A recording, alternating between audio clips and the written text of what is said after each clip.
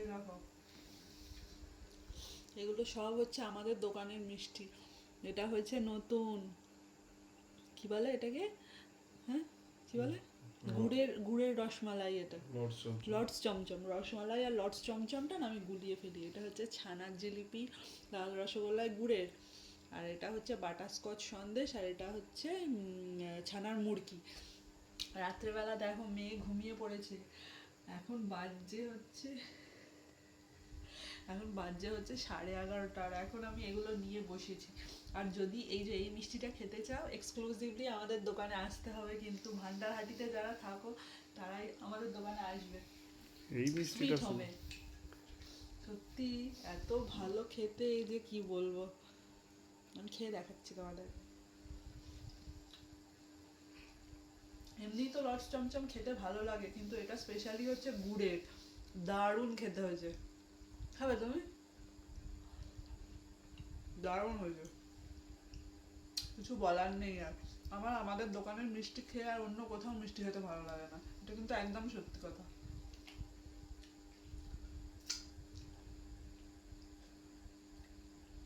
তোমরা দেখো, আমি ঝটপট খেয়ে নিই।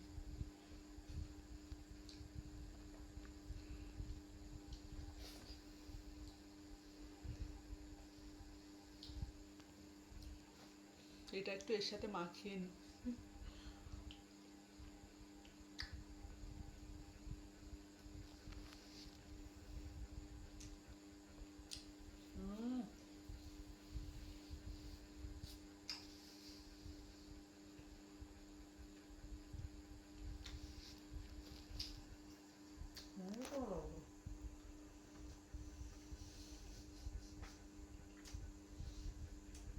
মুখের মধ্যে না মানে সব টেস্ট বাস্ট গুলো এরকম,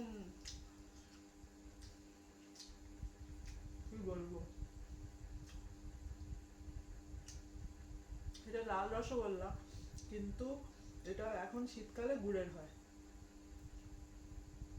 লাল রসগোল্লার বৈশিষ্ট্যটা ফুটিয়ে ফুটিয়ে লাল হয়, টেস্ট, যার ফলে এটা ফ্লেভার দেওয়া থাকে একটা, দারুণ, এমনি দারুণ খেতে হয়।